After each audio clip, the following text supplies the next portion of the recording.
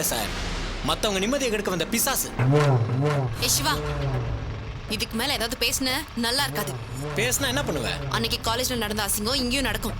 Public பிளேஸ்னு கூட பார்க்க மாட்டேன். பாக்குறியா?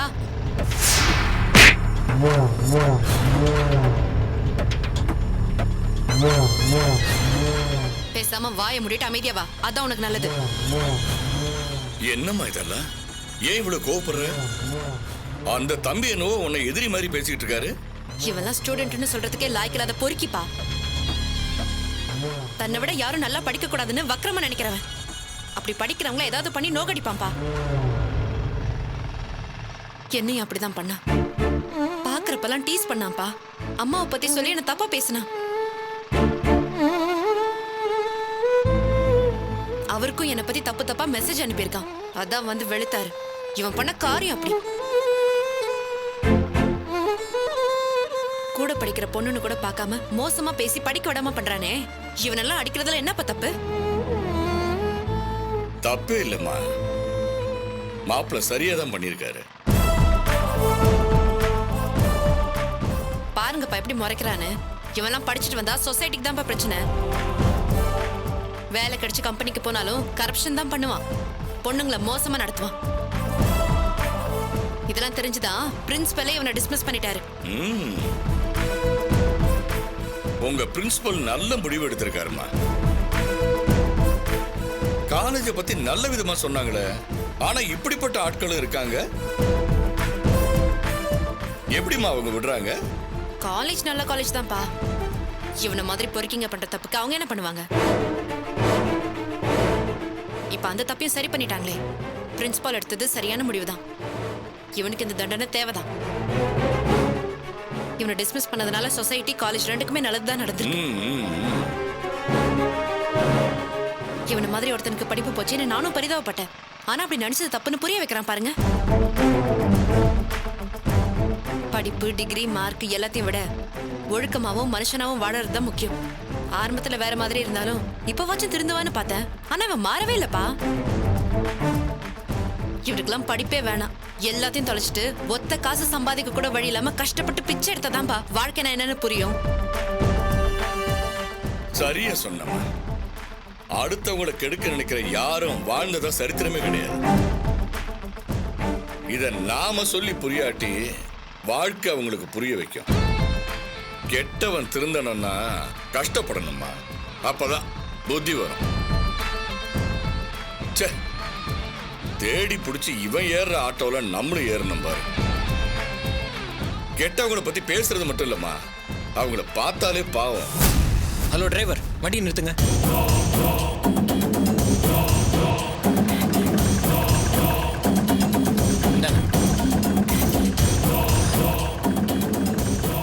என்னடி அப்பவும் பொண்ணு ஓவரா சீன் போடுறீங்க? ரொம்ப டேலண்டான ஸ்டூடெண்ட் பேர் எடுத்த என்ன அசிங்கப்படுத்தி காலேஜை விட்டே நிறுத்திட்டல.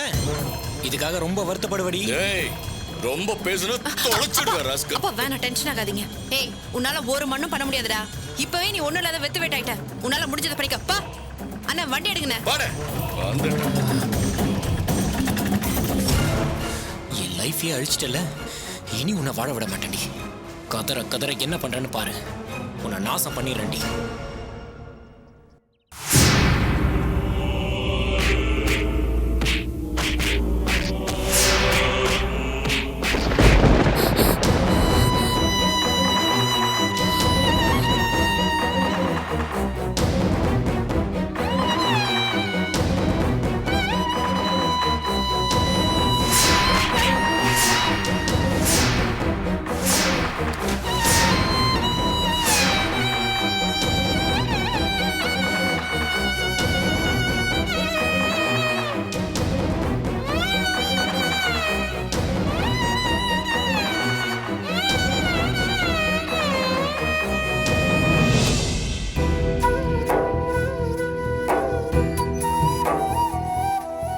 என்னடி தூங்கலையா? எந்திரிச்சு வர.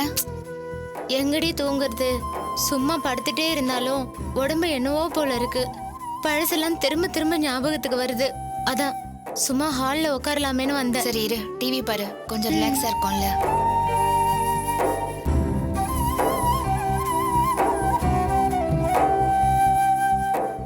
இந்தா தேங்க்ஸ் பால் டி. எடுத்துட்டு வருவா. வேணாண்டி. ஏண்டி கொஞ்சம் இரு, எனக்கே குடிக்கணும் போல இருக்கு. உனக்கும் சேர்த்து எடுத்துட்டு வரேன். ம்.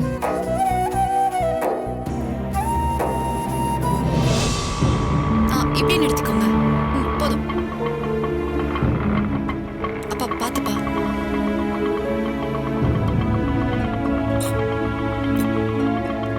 பரவாயில்ல, நான் பிடிச்சுக்கிறேன்ப்பா. இந்தாங்க.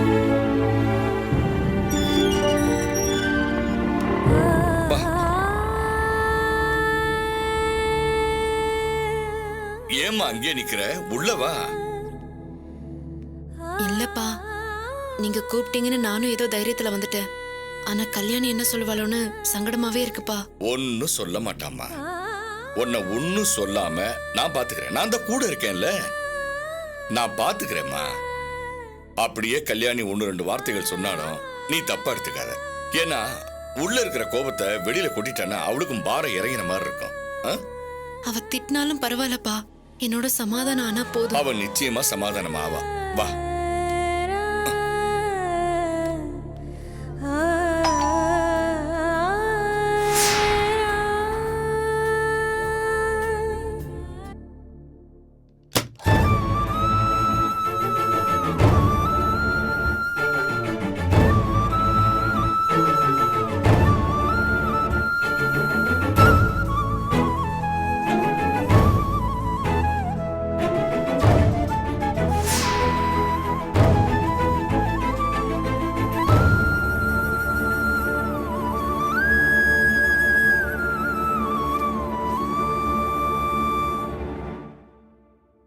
வாங்கப்பா.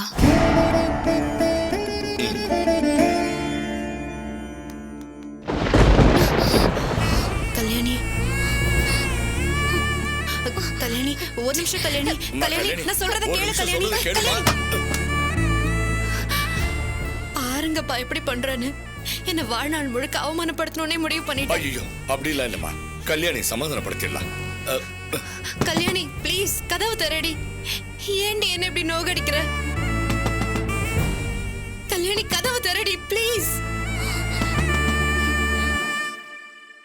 என் மேல உனக்கு கோவம்னா திட்டு, என் முகத்துக்கு நேரா திட்டு. ஆனா என் முகத்தை கூட பார்க்க முடியாதுன்னு அவமானப்படுத்தாத கல்யாணி. என்னால அதை தாங்க முடியாது.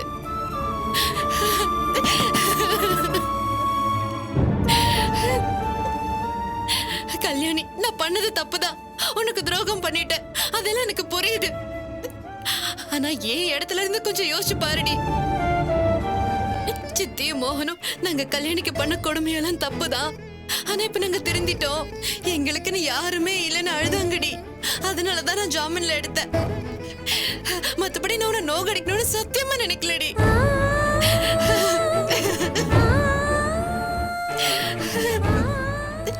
என் கூட இவ்வளவு நாள் பழகி இருக்கியே, என் மனசு உனக்கு தெரியாதா கல்யாணி? உனக்கு பிடிக்காதுன்னு தெரிஞ்சு நான் இந்த காரியம் பண்ணிருக்கேனா அதுக்கு ஒரு காரணம் இருக்கும்னு ஏன் புரிஞ்சுக்க மாட்டேங்கிற கல்யாணி? நான் போய் உனக்கு கெடுதல் நினைப்பேனா? நீயும் மோகனும் ஒண்ணு சேரணும், இந்த குடும்பம் இனிமேலாவது நல்லா இருக்கணும் தாண்டி அப்படி பண்ண.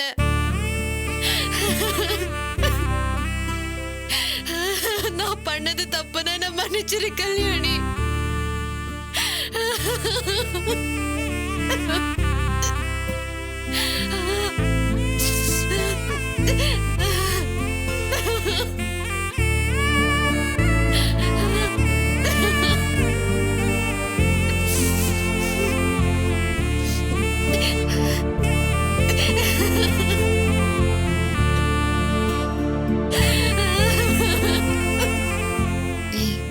அழாதடி, அமைதியா இரு, நான் பேசுறேன்.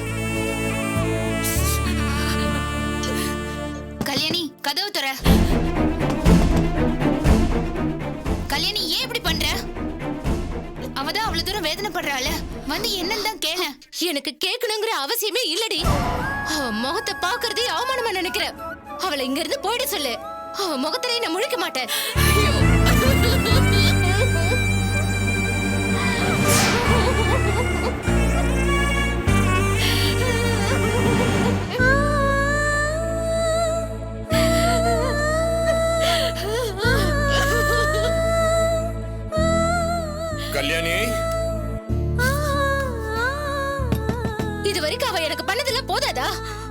எதுக்கு திரும்ப வந்து என்ன வேதனைப்படுத்தணும்?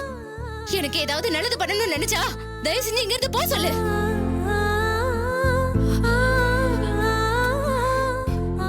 அம்மா கல்யாணி, நீ பண்றது ரொம்ப தப்புமா. உன் மேல இருக்கிற நம்பிக்கையில தான் சமாதானப்படுத்துறதுக்கு நான் தான் துளசி இங்க கூட்டிட்டு வந்திருக்கேன். ஆனா நீ உடனே கோவப்பட்டு உள்ள போய் கதவை சாத்திக்கிட்டீன்னா அப்ப என் பேச்சுக்கு மதிப்பே இல்லையா? அம்மா கல்யாணி, எதுவா இருந்தாலும் முதல்ல நீ கதவை திறம்மா. எதுவா இருந்தாலும் வெளியில வந்து பேசு. அம்மா,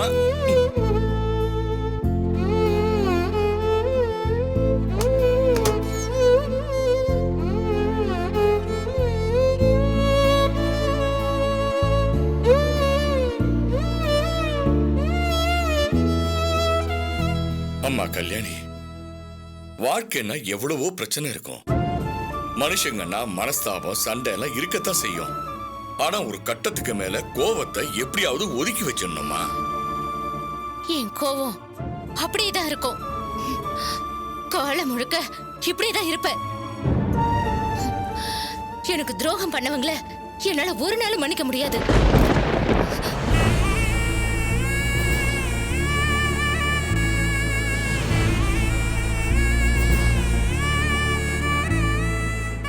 இத்தனை நாள் கூட பிறந்தவ மாதிரி சொந்த ரத்த மாதிரி பழகிட்டு இருந்தேன். ஆனா ஏன் முதுகுலே குத்திருக்கானா, அதை நான் எப்படி மறக்கிறது? இனிமே இவளும் சரி, இவளோட சம்பந்தப்பட்டவங்களும் சரி, என்னை பார்க்கவோ பேசவோ கூடாது. அவளோட சமாதானங்கிற பேச்சுக்கே இடம் கிடையாது. இதை நான் எல்லாருக்கும் சேர்த்துதான் சொல்றேன்.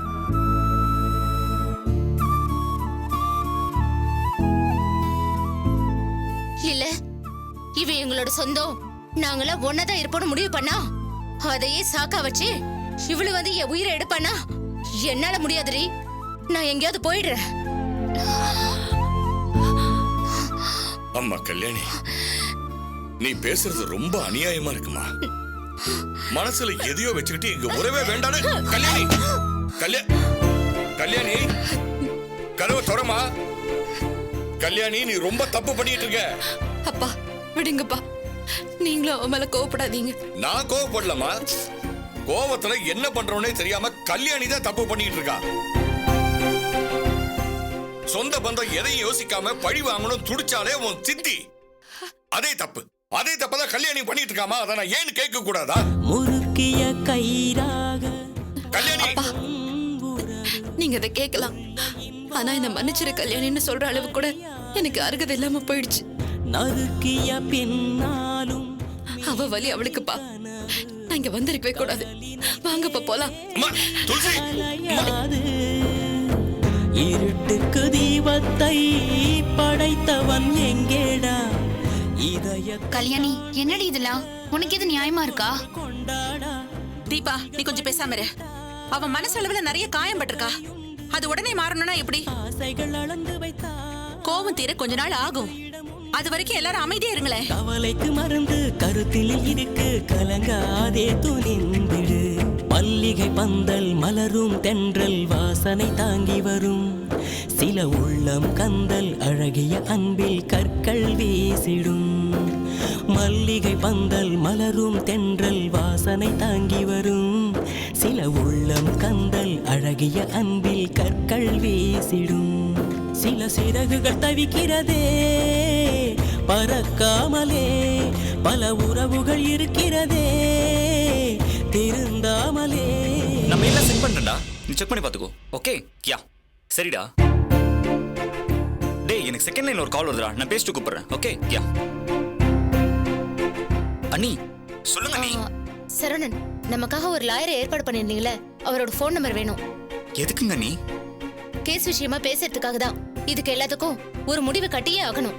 அப்பதான் என்னால நிம்மதியா இருக்க முடியும். சரவணா, அவரோட ஃபோன் நம்பர் மெசேஜ் பண்ண முடியுமா? சரிங்க அண்ணி, நான் உங்களுக்கு உடனே மெசேஜ் பண்றேன். ஆ.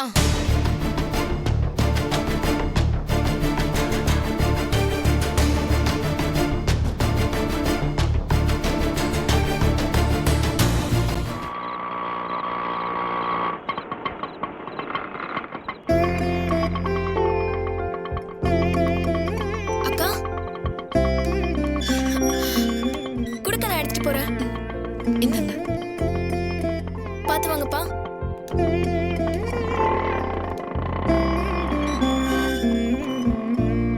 மா, அக்கா அப்பா வந்தாச்சு. இதோ வரேம்மா. பாத்துப்பா. வாமா. துளசி, எங்க நீ வராம போயிடுவியோன்னு பயந்துகிட்டே இருந்தம்மா. நல்ல வேளை நீ வந்துட்டம்மா. தண்ணி ஏதாவது குடிக்கிறியா? பவித்ரா, அக்காவுக்கு குடிக்க தண்ணி கொண்டு வாமா. போ. துளசி, என்ன நீ தப்பா எடுத்துக்காதம்மா. என்னாலதான் உனக்கு இவ்வளவு கஷ்டமோ. மாப்பிள்ளையோட மனஸ்தாபம் வர்ற அளவுக்கு பண்ணிட்டேனே. எனக்கு நல்லது நினைக்க போய் உங்களுக்குள்ள பிரச்சனை வந்துருச்சேம்மா. சித்தி, அழாதீங்க. எங்களுக்குள்ள பிரச்சனை எல்லாம் ஒண்ணும் இல்ல.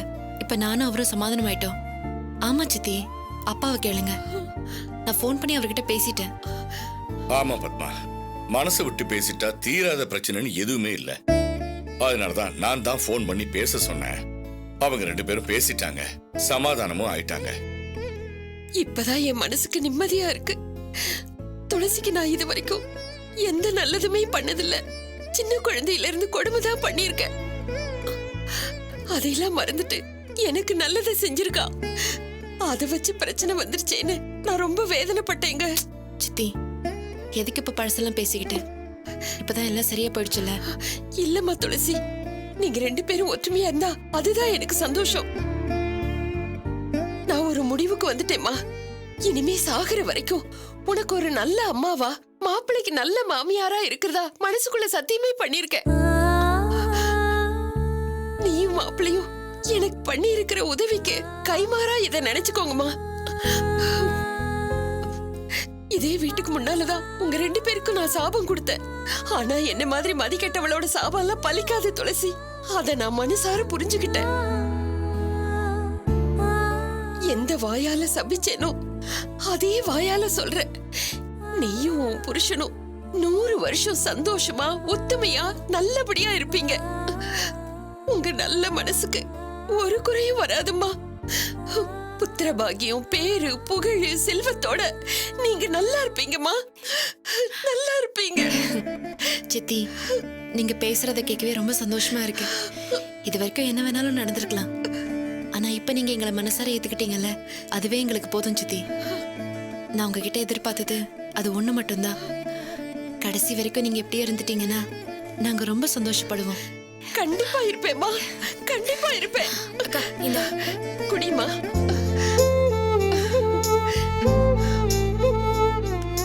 அப்பா, டேய், எங்கடா போயிட்டு வர? அப்பா புது வீட்ல ஆல்ட்ரேஷன் வேலை நிறைய இருக்குப்பா. மாமா கூடவே இருந்து பாத்துக்க சொன்னாங்க. வேலையெல்லாம் முடிஞ்சதா? இல்லப்பா, இன்னும் நிறைய பெண்டிங் இருக்கு. ஒயரிங் பண்ணணும், பிளம்பரை கூப்பிட்டு வாட்டர் லைன் செக் பண்ணணும், அதுக்கப்புறம் இன்னொரு கோட் பெயிண்டிங் பண்ணணும், அதுக்கப்புறம் கிளீனிங், டெக்கரேஷன் நிறைய வேலை இருக்குப்பா. டேய், இவ்வளவு வேலை இருக்குன்னு சொல்ற? கிரக பிரவேசத்துக்கு முன்னாடி இதெல்லாம் முடிஞ்சிருமா? அதெல்லாம் ஒன்றும் பிரச்சனை இல்லப்பா. நான் தான் கூடவே இருக்கேன்ல. இன்னைக்கு ராத்திரியும் நாளைக்கு ஃபுல் டே டைட்டா வேலை செஞ்சா எல்லாத்தையும் பக்காவா முடிச்சிடலாம்ப்பா. டேய், மாமாவோட வீட்டு கிரக பிரவேசத்துக்காக இவ்வளவு அக்கறை எடுத்துக்கிறிய, பாக்குறதுக்கு ரொம்ப சந்தோஷமா இருக்குடா. அப்பா, இதெல்லாம் நான் பண்ணாம மாமாவுக்கு வேற யாருப்பா பண்ணுவாங்க? ஆமா, ஏன் நீங்க இவ்வளவு லேட்டு? பஸ் கிடைக்கலையா? ஆஹா, நாங்க அப்பவே வந்துட்டோம். ஆனா வர வழியில கல்யாணிய போய் பார்த்துட்டு வந்தோம். அதான் கொஞ்சம் லேட் ஆயிடுச்சு. என்னங்க, கல்யாணிய பாத்தீங்களா? அவ எப்படிங்க இருக்கா? இப்ப அவ உடம்புக்கு பரவாயில்லையா? முன்ன விட இப்ப கொஞ்சம் பரவாயில்ல. அவ எங்களை பத்தி விசாரிச்சாளா? மோகனை கேட்டாளாங்க? அவ கோவம் கொஞ்சமாவது குறைஞ்சிருக்காங்க? அவ கோவம் குறைஞ்ச மாதிரியே தெரியல பத்மா. அப்படியே தான் இருக்கு. அவ யாரையும் மன்னிக்கிறதுக்கு தயாராவே இல்ல. அவளை இந்த நிலைமைக்கு ஆளாக்கின உங்களையும், உங்களை மன்னிச்சு ஏத்துக்கிட்ட எங்களையும் என்னைக்குமே அவ மன்னிக்க மாட்டாளா? அப்பா, நாங்க தான் தப்ப உணர்ந்து தெரிஞ்சிட்டோமேப்பா. இன்னும் ஏன் மன்னிக்க மாட்டேங்கிறா? அவ மனசு ஆறலடா. அதுக்கு நாம என்ன பண்ண முடியும்? எல்லாருமே துளசி மாதிரி இருக்க மாட்டாங்க இல்லையா? உங்களை விட துளசி கிட்டே அவ பேச மாட்டேங்கிறா, துரோகிங்கிறா, வெளிய போங்கிறா. உங்களுக்கு உதவ போய் பாவம் துளசி தான் அவ ஃப்ரெண்ட்ஷிப்பை இழக்கிற மாதிரி ஆயிடுச்சு. அதை நினைச்சாதான் பத்மா எனக்கு வேதனையா இருக்கு.